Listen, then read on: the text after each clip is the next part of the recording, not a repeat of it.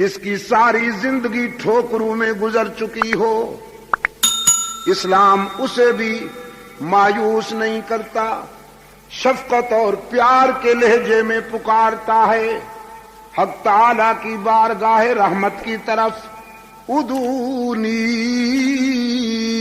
استجب لکم قال ربکم ادعونی استجب لکم ان الذین یستکبرون عن عبادتی سیدخلون جہنم داخرین۔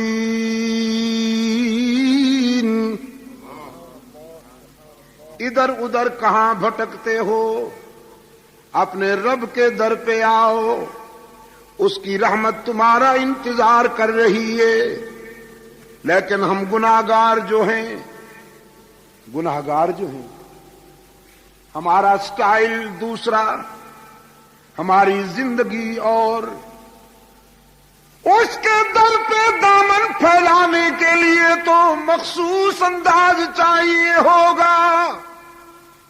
قرآن کہتا ہے بالکل نہیں، اس کے در پہ کوئی بھی آ جائے وہ رب العالمین ہے، کوئی رب المسلمین تو نہیں ہے، صرف رب الاولیاء والمتقین تو نہیں ہے، صرف وہ رب العالمین ہے۔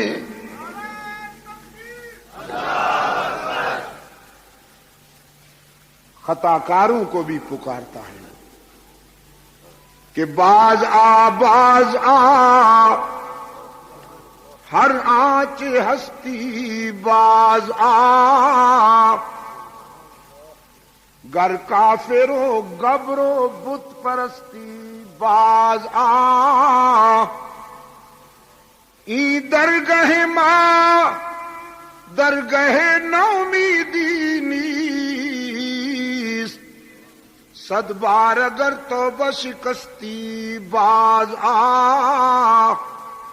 او خطا کار، اگر 100 مرتبہ توبہ کر کے توڑ دی ہے، نبھا نہیں سکا تو مایوس ہونے کی کوئی بات نہیں۔ لا تقنطوا من رحمت اللہ، وہ بڑے وسیع ظرف والا ہے۔ تو اپنی خطاؤں کی طرف دیکھ کر مایوس نہ ہو، اس کی رحمت کی وسعت پہ نگاہ کر۔ 100 مرتبہ توبہ کر کے توڑ دی، نبھا نہیں سکا تو ایک بار پھر اس کے در پہ آ کے دیکھ، جبین نیاز جھکا کے دیکھ، طلب کا دامن پھیلا کے دیکھ، ندامت کے اشک بہا کے دیکھ، اس کے لطف و کرم کو آزما کے دیکھ۔ تیرے آنے میں دیر ہے، اس کے راضی ہونے میں دیر نہیں ہوگی۔ سرکار دو عالم صلی اللہ علیہ وسلم نے یہی پیغام دیا مکہ والوں کو، تم کہتے ہو گناہگاروں کی سنتا نہیں، اور میں یقین دلانے آیا ہوں کہ وہ اپنے بندوں کو مایوس کرتا نہیں۔ ہاں، ایک طبقہ ہے بد نصیب جس کے لیے اس نے واضح کر دیا کہ اسے معاف نہیں کروں گا۔ ایک طبقہ، اور وہ کون ہے؟ مشرک۔ گناہ معاف ہو جائیں گے، شرک معاف نہیں ہوگا، اس لیے کہ گناہ بھول ہے، گناہ بھول ہے، اور شرک غداری اور بغاوت ہے۔ اگر کوئی بھول جائے تو اسے معاف کیا جا سکتا ہے، غداروں کو تم نہیں معاف کرتے تو وہ کیسے معاف کرے گا؟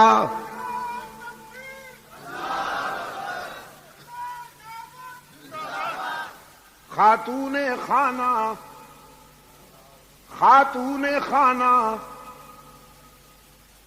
اگر سالن میں نمک زیادہ ڈال دے تو معاف ہو سکتا ہے کہ نہیں؟ تو بہت آہستہ آہستہ جواب دیا. توبہ توبہ توبہ. آپ کے بچوں کی خدمت کرتی ہے وہ بیچاری, سارا دن کچن میں رہتی ہے. آپ دوستوں کے ساتھ گپیں ہانکتے ہیں اور وہ بیچاری دھوئیں میں, آگ میں, کچن میں آپ کے گھر کی خدمت کرتی ہے. اگر نمک زیادہ پڑ گیا ہے تو معاف کرنے کو جی نہیں چاہتا. کتنا آہستہ جواب دیا. کر دیں گے, سوچیں گے. توبہ توبہ توبہ توبہ. اور راز کی بات کہہ دوں, کھانا پکانے کی ذمہ داری اس پر نہیں ہے. اسلام دین فطرت ہے, استحصال کی کوئی گنجائش نہیں. آپ کی زندگی کے ساتھ جو خاتون رفاقت کرتی ہے نکاح کے بندھن میں آ کر, اسلام نے اس کو پابند نہیں کیا کہ تو نے کھانا بھی پکانا ہے.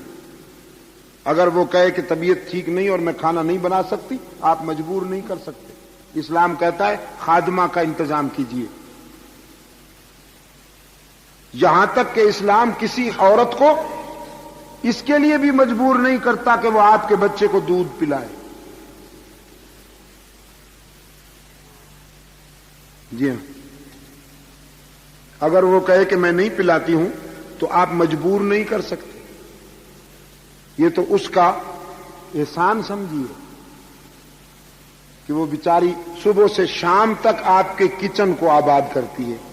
اور ذرا نمک زیادہ پڑ گیا اور عبد المجید ندیم شاہ صاحب نے پوچھ لیا, ہاں سوچیں گے, آہستہ آہستہ جواب دیتے ہیں. نمک زیادہ پڑ جائے معاف ہو سکتا ہے کہ نہیں ہو سکتا؟ جزاکم اللہ,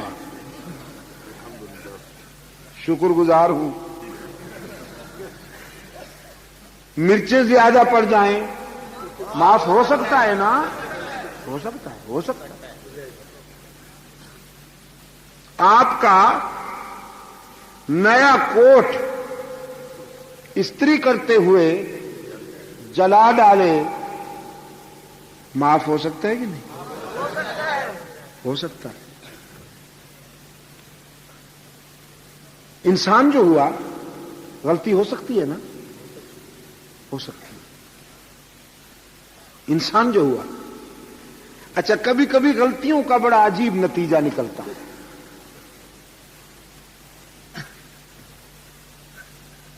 سلطان ابراہیم ابن ادہم بہت بڑا بادشاہ تھا, بڑے خدم و حشم رکھتا تھا, شاہی تمطراق اور آن بان تھی. محل میں جو خادمہ اس کا بستر بچھاتی تھی, ایک دن بستر بچھاتے بچھاتے سو گئی. شاہی بستر کی نرمی اور گداز محسوس ہوا تو پتھر پہ لیٹنے والے جسم کو نیند آ گئی شاہی بستر پر. ابراہیم ابن ادہم آیا, بڑا متکبر بادشاہ تھا. اس نے اپنے بستر پہ لونڈی کو اور جھاڑو دینے والی, صفائی کرنے والی خادمہ کو سوتے ہوئے دیکھا تو فرط غضب میں جو چابک ہاتھ میں تھا اٹھا کے 4-5 جڑ دی. وہ ہڑبڑا کے اٹھ بیٹھی, پہلے روئی پھر ہنس دی.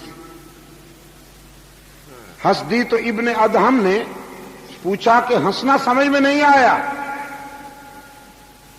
رونا تو سمجھ گیا ہوں, چابک مارے ہیں میں نے, ہنستی کیوں ہو؟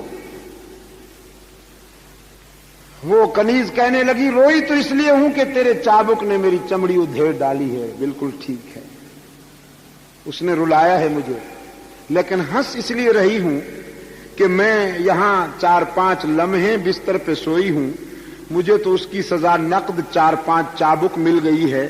جو ساری زندگی سو رہا ہے پتہ نہیں اس کو کتنی مار پڑے گی.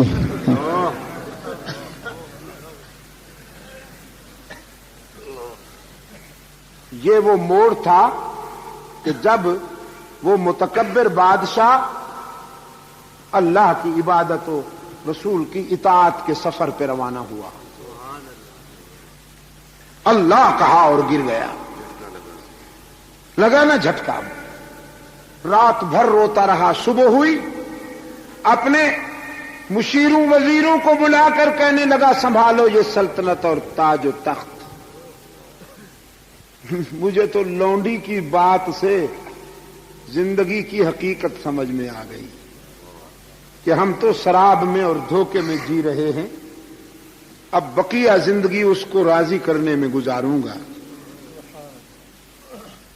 کبھی کبھی یہ غلطیاں بھی بڑے عجیب انجام کی طرف لے جاتی ہیں. مگر انسان جو ہوا غلطی ہو سکتی ہے اور معاف کی جا سکتی ہے. نمک زیادہ پڑ گیا کھانے میں معاف ہو سکتا ہے. کپڑے جلا ڈالے معاف ہو سکتے ہیں. نیا واٹر سیٹ توڑ ڈالا معاف ہو سکتا ہے. ٹی سیٹ توڑ ڈالا معاف ہو سکتا ہے. لیکن اگر اس نے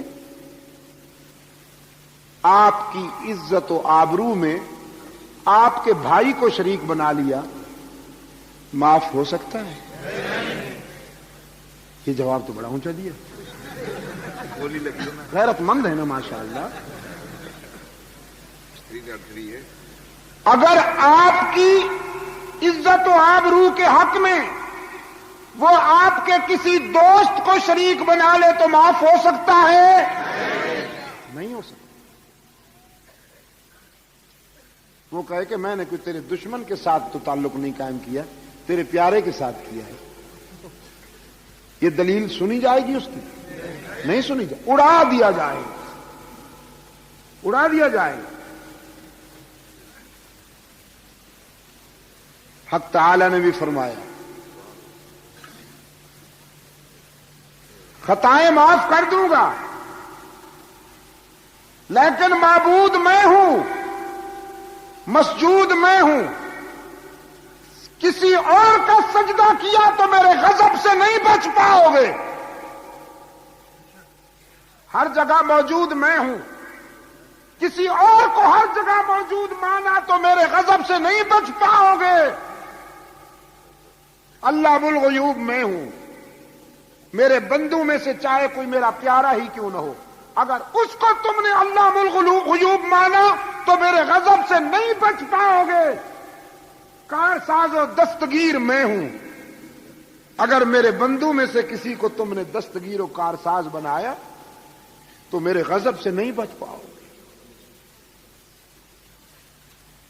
فرمایا ان اللہ لا یغفر ان یشرک بہ وَيَغْفِرُ مَا دُونَ ذَلِكَ لِمَن يَشَاءُ إِنَّ اللَّهَ لَا يَغْفِرُ أَن يُشْرَكَ بِهِ. حرف تاکید کے ساتھ بالیقین اللہ مشرک کو کبھی معاف نہیں کرے گا کہ یہ اس کی غیرت کا معاملہ ہے, چاہے وہ مشرک پیغمبر کا باپ ہی کیوں نہ ہو,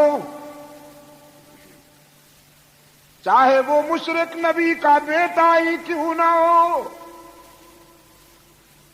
نبی کا بیٹا اور نبی بھی وہ جس نے کم و بیش 950 سال اللہ کی توحید بیان کی ہے. کانٹوں پہ چل کر, 11ویاں کھا کر نہیں, پتھر کھا کر, مال کھا کر نہیں, مار کھا کر اللہ کی توحید بیان کی. کتنا عرصہ جی؟ 9 مہینے نہیں, نہ 9 ہفتے, نہ 9 سال, 950 سال, 950 سال.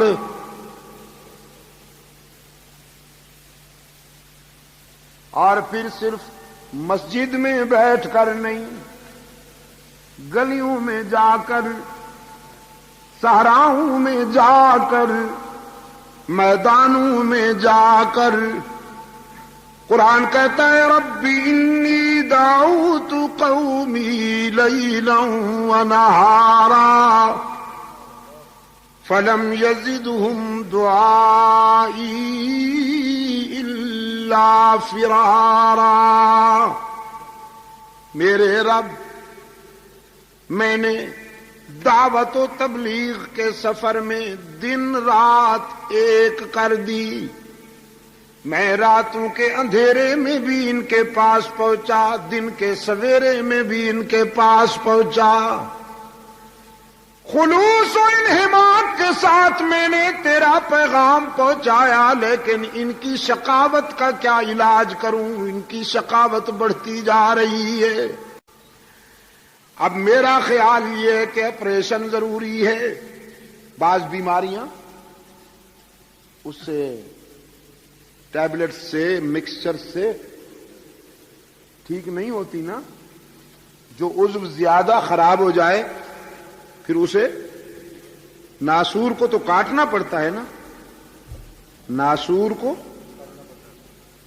کاٹنا پڑتا ہے۔ وہ جسم میں پیدا ہو جائے یا قوم میں، اس کو کاٹنا پڑتا ہے۔ الہ العالمین، یہ ناسور بن گئی ہے بیماری، آپریشن ہو جائے۔ آپریشن کا پروگرام بنا، رب العالمین نے فرمایا سیلاب بھیج رہا ہوں عذاب بنا کر۔ جو پانی ضروریات زندگی میں سب سے زیادہ اہم ہے ہوا کے بعد، وہی پانی موت کا پیغام بن کر آ رہا ہے۔ ہلاکت سیلاب کی صورت میں آ پہنچی، بیٹا ہلاک ہونے والوں میں شامل ہے۔ درد دل کے ساتھ پہلے بیٹے کو دعوت دی، یا بنیا ارکب معنا ولا تکن مع الکافرین، لخت جگر آجا میرے سفینے پر، بدبختوں کا حامی نہ بن۔ لیکن عزیز دوستو، جب شقاوت عروج پہ ہو تو پیغمبر کی دعوت بھی دل میں نہیں اثر کرتی۔ بیٹے نے صاف انکار کر دیا، یہ کہتے ہوئے ساوی الی جبل یعصمنی من الماء، آپ سیلاب کی دھمکی دیتے ہیں ہم پہاڑ کی چوٹیوں پہ چڑھ جائیں گے، وہاں تو سیلاب نہیں پہنچ سکتا۔ اللہ کے روشن ضمیر پیغمبر نے فرمایا لا عاصم اليوم من امر اللہ الا من رحم، آج جو سیلاب آ رہا ہے وہ نشیب سے زیادہ فراز پہ پہنچے گا، پستیوں سے پہلے بلندیوں پہ پہنچے گا۔ نجات کا راستہ صرف ایک ہے کہ غداری چھوڑ، شرک کا راستہ چھوڑ دے، موحد بن جا۔ ادھر سے اصرار جاری، ادھر سے انکار جاری۔ قرآن کہتا ہے وحال بینہما الموج فکان من المغرقین، ایک موج ہلاکت کا پیغام بن کر آئی اور پیغمبر کے بیٹے کو اپنی آغوش میں لے لیا۔ کنعان ڈوبتا ہے، حضرت نوح علیہ السلام کی پدری شفقت میں ہلچل مچ گئی۔ قرآن کہتا ہے نادا نوح ربا قال رب ان ابنی من اہلی وان وعدک الحق وانت احکم الحاکمین، انتہائی عاجزی، رقت اور تواضع کے ساتھ التجا کرتے ہیں، میرے معبود تو نے وعدہ کیا تھا کہ میری اہل میں سے کسی کو ہلاک نہیں کرے گا، تو بیٹا ہلاک ہو رہا ہے، تو احکم الحاکمین ہے، یہ کیا دیکھ رہا ہوں؟ رب العالمین کی طرف سے نقد جواب آیا، یا نوح انہ لیس من اہلک انہ عمل غیر صالح فلا تسألنی ما لیس لک بہ علم انی اعظک ان تکون من الجاہلین۔ میرے پیغمبر، کنعان تیرا بیٹا تو ہے لیکن تیری اہل میں سے نہیں، اس لیے کہ نبیوں کی نسل خون اور نطفے کی بنیاد پر نہیں چلا کرتی، عقیدے اور کردار کی بنیاد پر چلتی ہے۔ اس نے تیرا عقیدہ نہیں اپنایا، اس نے تیرا کردار نہیں اپنایا، ہم نے اس کا نام تیری برادری کی لسٹ سے خارج کر دیا۔ یہ راز کی باتیں ہیں جو ہم جانتے ہیں، آپ کو بتا رہے ہیں۔ اب لا تسألنی ما لیس لک بہ علم، جس راز کا پتہ نہیں اس کے بارے میں لب کھولنے کی اجازت نہیں۔ الہ العالمین باپ جو ہوا، بیٹے کو ڈوبتا دیکھ کر کیسے چپ رہوں؟ رب العالمین نے فرمایا، میرے نبی تیری پدری محبت کی بات ہے تو میری بھی غیرت کی بات ہے، میں سب کو معاف کرتا ہوں لیکن مشرک کو معاف نہیں کرتا۔ فیصلہ کن بات سنیے، انی اعظک ان تکون من الجاہلین۔ مشرک بیٹے کی سفارش نہ کیجیے، مشرک کے لیے سفارشی نہ بنیے۔ میرے روکنے کے باوجود اگر آپ نے اس کی نجات کے لیے پھر دعا مانگی تو نبوت چھین کر تجھے بھی اسی گروپ میں کھڑا کر دوں گا۔ کانپ اٹھا ہے اللہ کا نبی، کہتا ہے انی اعوذ بک ان اسألک ما لیس لی بہ علم۔ الہ العالمین، تیری ناراضگی سے پناہ مانگتا ہوں، تیرے غضب سے پناہ مانگتا ہوں۔ تو سب کچھ جانتا ہے، میں تو وہی جانتا ہوں جو تو بتائے۔ بیٹا بہت عزیز چیز ہے لیکن تجھ سے زیادہ پیاری کوئی چیز نہیں۔ کنعان جیسے کئی بیٹے بھی ہلاک ہو جائیں لیکن تجھے تو ناراض نہیں ہونے دوں گا۔ بس یہی ایک طبقہ ہے کراچی والوں جس کے لیے معافی کا دروازہ بند ہے، اور وہ کون سا طبقہ؟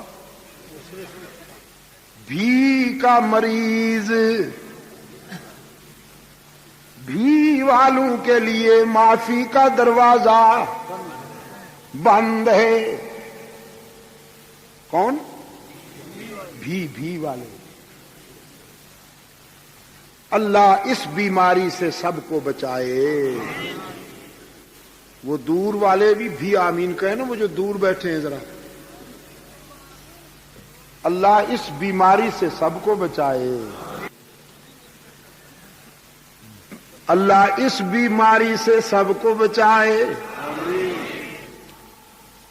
یہی پکار تھی جو فاران کی بلندیوں سے گونجی تھی، اسی پکار کی فیض رسانیاں ہیں کہ انسانی برادری میں ابو بکر صدیق جیسے لوگ پیدا ہوئے، اسی پکار کی فیض رسانیاں ہیں کہ عمر فاروق جیسے کردار روشن ہوئے، عثمان ذو النورین جیسے کردار روشن ہوئے، علی المرتضیٰ جیسے کردار روشن ہوئے۔ اسی پکار کی فیض رسانیاں ہیں، اسی ہی نے اسی ہی نے حسنین کریمین کو عظمت بخشی، اسی ہی نے احمد ابن حنبل کو عروج بخشا، اسی ہی نے ابو حنیفہ کو عروج بخشا، اسی ہی نے مجدد الفسانی کو عزت عطا کی، اسی ہی نے سید عبد القادر گیلانی کو محبوب سبحانی بنا دیا۔ انسانی جبین کی عاجزیوں کے لیے سچا مسجود، بس اس میں بے وفائی نہ ہونے پائے۔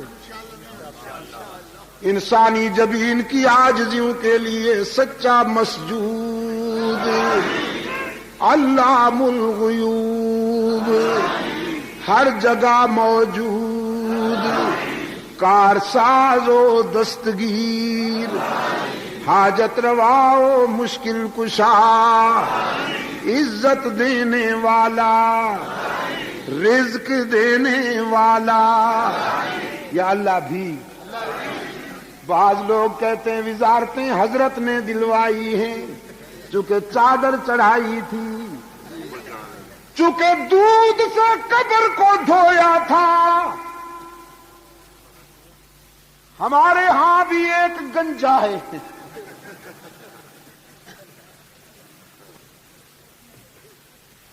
اس کا بیان آیا تھا پنجاب کے اخبارات میں، میں تو بڑا گناہگار ہوں، بس مجھے جو کچھ بھی ملا ہے حضرت داتا گنج بخش کے کرم سے ملا۔ اب کھسک رہی ہے کرسی، کھسک رہی ہے نیچے سے، بہت سے جا چکے، باقی جو ہیں تیار بیٹھے ہیں، سب کچھ اسی کے اختیار میں ہے دوستو۔ ملازمت ہم کرتے ہیں، رزق کون دیتا ہے؟ تجارت ہم کرتے ہیں، رزق کون دیتا ہے؟ زراعت ہم کرتے ہیں، رزق کون دیتا ہے؟ محنت ہم کرتے ہیں، رزق دینے والا کون؟ بس اس عہد کو پورا کیجیے، باقی سب کچھ معاف ہو سکتا ہے۔ اس کی رحمت سے، رحمت عالم صلی اللہ علیہ وسلم کی شفاعت سے، سرکار دو عالم صلی اللہ علیہ وسلم نے فرمایا پکارو اسی کو، دامن پھیلاؤ اسی کے آگے، سب کچھ ملے گا۔ رب سے رابطہ قائم کرنے کے لیے تنکوں کے سہاروں کی ضرورت نہیں۔ مجاور بس اسی کو نہیں برداشت کر سکتے۔ مجاوروں کے لیے تو یہ پیغام اجل تھا، کہنے لگے تو آپ ہماری انکم کلوز کرنا چاہتے ہیں گویا، ہم یہ جو آستانے چھوڑ دیں تو پھر بھوکے مریں، پھر فیکٹریوں میں کام کریں، آمدنی بند، نذرانے بند، یہ کنوارے مرغے جو آ جاتے ہیں روزانہ بند۔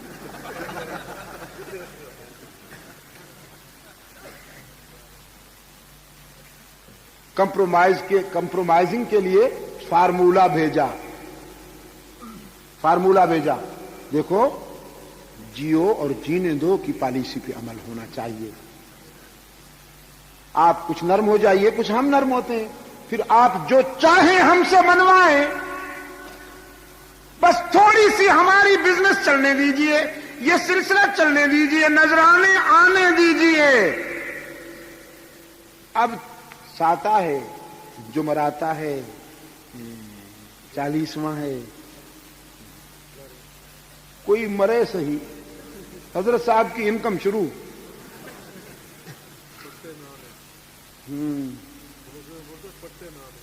پٹے نان، اچھا پٹے نانے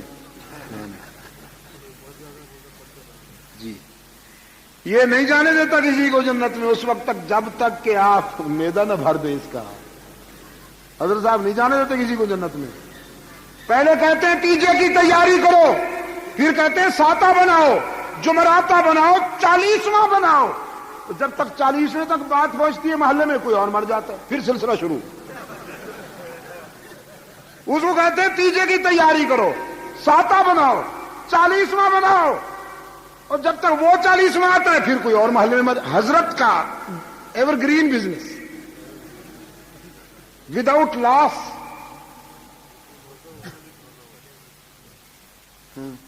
جس بیچارے کا کوئی مر جاتا ہے حضرت صاحب اسی کی جیب کاٹتے ہیں. یا اللہ یا اللہ. حالانکہ اسلام کہتا ہے ہمدردی میں اس کے گھر 3 دن تک کھانا پہنچاؤ، اس لیے کہ وہ تو غمزدہ ہے، اس کا والد فوت ہو گیا، اس کا چچا فوت ہو گیا، اس کا بھائی فوت ہو گیا، وہ تو غمزدہ ہے. تو محلے والوں کو چاہیے کہ ازراہ اخوت، ازراہ انسانی ہمدردی اس کے گھر میں کھانا پہنچائیں. حضرت صاحب کہتے ہیں سب سے زیادہ غمزدہ میں آپ ہوں. بس مجھے ہی سب کچھ پہنچاؤ. یہی تو ہے اس کا رنگیلا دین جو صرف یہاں اس نے بنا رکھا ہے. عرب میں نہیں ہے نا یہ باتیں. سعودی عربیہ میں اللہ آپ کو لے جائے دیکھنا ذرا، نہ جھنڈی ملے گی، نہ آستانہ ملے گا، نہ لمب زلفہ مجاور نظر آئے گا کوئی، ہاں نہ کچھ نہیں. یہاں میرے دوستوں نے بتایا کہ کوئی وہ ایک فوٹو بیچا گیا ہے پچھلے دنوں کراچی میں پگڑی کا. وہ پگڑی کیا ہے؟ ایک مستقل وہ ہے ہیلمٹ. جزاک اللہ. ایک مستقل ہیلمٹ اتنی بڑی ہے. سرکار دو عالم صلی اللہ علیہ وسلم کی دستار مبارک کے متعلق جو تصور آیا ہے سیرت طیبہ میں، حضور کی حیات طیبہ کے مطالعے میں، وہ نفیس ہوا کرتی تھی بابو، پورا تھان نہیں ہوا کرتا تھا، وہ نفیس پگڑی ہوا کرتی. اب وہاں یار لوگوں نے مال بٹورنے کے لیے بنا رکھا ہے. ادھر لاہور میں انہوں نے وہ رکھے ہوئے ہیں. پہلے تو یہ کہ 1400 سال تک کوئی کپڑا باقی کیسے رہے؟ 1400 سال تک کوئی کپڑا.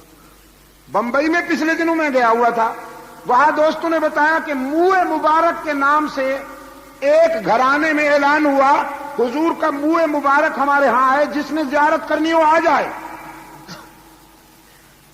لوگ بیچارے سادہ لوگ عقیدت کے مارے، ہاں جی، حضور اکرم صلی اللہ علیہ وسلم سے والہانہ عشق تو ہے لوگوں کو. اب دوڑے لوگ دوڑے تو راستے میں انہوں نے جہاں سے انہوں نے گزرنا تھا ایک بہت بڑا صندوق رکھ دیا کہ جس نے جانا ہے اس میں وہ اصل جو ہدف ہے، اصل ٹارگٹ ہے، وہ اس میں ڈال کے جائے پھر منہ مبارک کی زیارت کرے. اندر انہوں نے شیشے میں کچھ وہ بند کر رکھا تھا، ایک یوں ہی کچھ صاف نظر بھی نہیں آتا تھا. تو دوستوں نے بتایا ایک صندوق بھر گئی مال سے، وہ ہٹائی گئی، دوسری رکھی گئی، وہ بھر گئی، وہ ہٹائی گئی، تیسری رکھی گئی. صندوقیں ختم ہو گئی تو پھر کہا کہ بس تم یوں ہی ڈالتے جاؤ، ہم سنبھال لیں گے، کوئی بات نہیں، ہم سنبھال لیں گے. منہ مبارک کے ٹائٹل پر، منہ مبارک کے نام پر یہ استحصال ہوا. مجھ سے کسی نے پوچھا حضرت آپ کا کیا خیال ہے اس سلسلے میں؟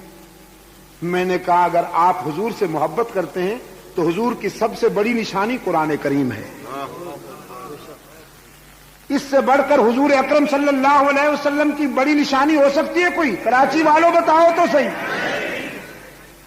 قرآن سے بڑھ کر رحمت عالم صلی اللہ علیہ وسلم کی کوئی نشانی ہو سکتی ہے ہمارے پاس؟ قرآن سے بیر اور یہ مختلف چیزیں بنا کر ان کے ذریعے مال کمانے کا جنون. قرآن کے قریب آئے تو قرآن تو پھر توحید بتاتا ہے الحمد سے لے کر والناس تک. قرآن تو موحد بناتا ہے اور قرآن سے بن نہیں آئی، نہ قرآن والوں سے بن آئی. سعودی عرب والوں پہ ناراض ہیں، دھمکیاں دیتے ہیں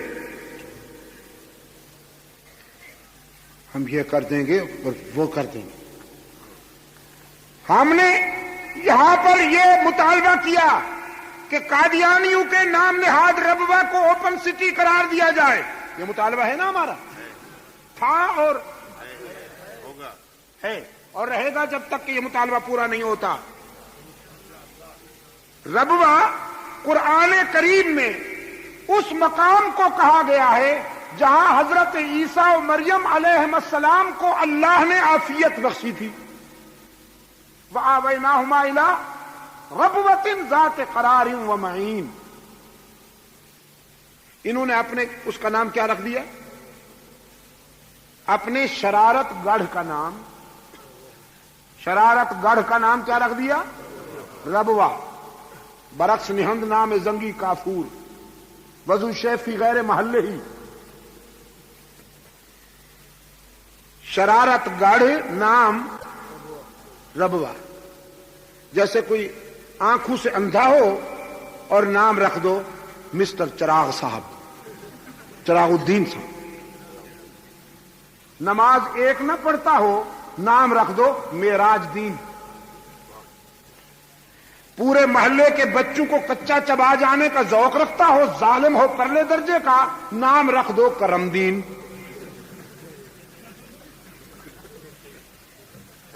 کوئی کرم دین بیٹھا ہے تو ناراض نہ ہو جائے، میں ایک بات کر رہا ہوں۔ وہ شرارتوں کا عالمی مرکز، جس طرح کے اسرائیل کا تل ابیب ہے، اسی طرح پر بر صغیر میں قادیانیوں کا یہ مرکز ہے، جہاں عالم اسلام کے خلاف عالمی سازشیں تیار ہوتی ہیں، مسلمانوں کے سیاسی انہدام کے لیے، انحطاط کے لیے پروگرام ترتیب دیے جاتے ہیں۔ کہاں اسے ربوہ کہا جا سکتا ہے؟ وہ تو کفر گڑھ ہے، شرارت گڑھ ہے، لعنت گڑھ ہے۔ جہاں قادیانی رہتے ہیں وہاں اللہ کی لعنت برستی ہے یا رحمت برستی ہے؟ وہاں لعنت برستی ہے، لیکن نام کیا رکھا ہے اس کا؟ ربوہ۔ ہم نے کہا اس کو کھلا شہر قرار دو، انہوں نے کراس ڈیمانڈ کی ہمارا کیس کمزور کرنے کے لیے، کراس ڈیمانڈ کی کہ مکہ مدینہ کو کھلا شہر قرار دو۔ آپ اس ڈیمانڈ کے زہریلے مضمرات پر غور کر سکتے ہیں؟ بھائی ہم نے اس لیے کہا کہ ربوے کو کھلا شہر قرار دو کہ وہاں عالم اسلام کے خلاف شرارتیں ہوتی ہیں، وہاں مرتد رہتے ہیں۔ کھلا شہر قرار دو اسے تاکہ ان کی سازشیں بے نقاب ہو جائیں۔ لیکن انہوں نے کہا مکہ اور مدینہ کو کھلا شہر قرار دو۔ میں آپ سے پوچھتا ہوں، مکہ اور مدینہ میں الیاذ باللہ ثم الیاذ باللہ نقل کفر نباشد سازشیں تیار ہوتی ہیں، یا مکہ اور مدینہ سے پوری دنیا انسانیت کے لیے رحمتیں بھیجی جاتی ہیں؟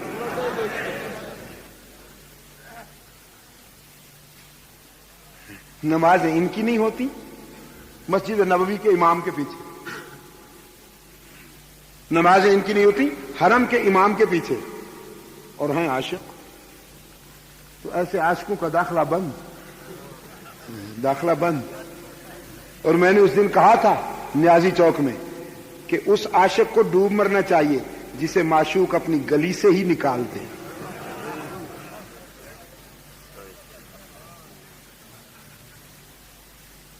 میرے عزیز دوستو، دھمکی دی سرکار دو عالم صلی اللہ علیہ وسلم کو مجاوروں نے کہ یا تو آپ ہمارا یہ بزنس چلنے دیجئے، ادروائز ہم آپ کو نقصان پہنچائیں گے، چلنے نہیں دیں گے، بائیکاٹ کریں گے، ہم آپ کو جینے نہیں دیں گے، اور اگر آپ ہماری بات مان لیں جو آپ چاہیں گے وہی کریں گے۔ رب العالمین نے فرمایا میرے محبوب قرآن کے لہجے میں جواب دیجئے، قل افغیر اللہ تأمرونی اعبد ایھا الجاہلون۔ جہالت کے بیماروں، مجھ سے تم نے یہ توقع کیسے کر لی کہ میں اللہ کے ساتھ کسی کو شریک گوارا کر لوں؟ اللہ کی عبادت میں کسی اور کو شریک گوارا کر لوں؟ تم نے یہ کیسے سوچا کہ تم شرک کی اڈے اور شرک کی منڈیاں کھول لو اور میں حجرے میں بیٹھا رہوں، عطر لگاتا رہوں، تسبیح پڑھتا رہوں، حجرے میں بیٹھا رہوں؟ نہیں، میں بدر میں آؤں گا، تیار ہو جاؤ، تم سے احد میں ملاقات کروں گا، احزاب میں اتروں گا، تبوک میں آؤں گا، تمہاری دھمکیوں کو کیا کروں؟ وَلَقَدْ أُوحِيَ إِلَيْكَ وَإِلَى الَّذِينَ مِن قَبْلِكَ لَئِنْ أَشْرَكْتَ لَيَحْبَطَنَّ عَمَلُكَ وَلَتَكُونَنَّ مِنَ الْخَاسِرِينَ۔ رب العالمین کی طرف سے مسلسل تنبیہ، مجھ سے پہلے انبیاء کو بھی کہا گیا، مجھے بھی کہا جا رہا ہے، میرے محبوب اگر آپ نے دنیا والوں کے ڈر سے میرے ساتھ کسی کو شریک گوارا کر لیا تو میرا محبوب ہونے کے باوجود آپ بھی میری ناراضگی سے نہیں بچ پائیں گے۔ بل اللہ فاعبد وکن من الشاکرین۔ یہ بگڑتے ہیں تو بگڑنے دیجئے، یہ لڑتے ہیں تو لڑنے دیجئے، جو کچھ کر سکتے ہیں کرنے دیجئے، آپ وفا کیجئے، میں جزا دوں گا۔ عبادت میں میرے ساتھ کسی کو شریک نہ بنائیے، وفا کیجئے۔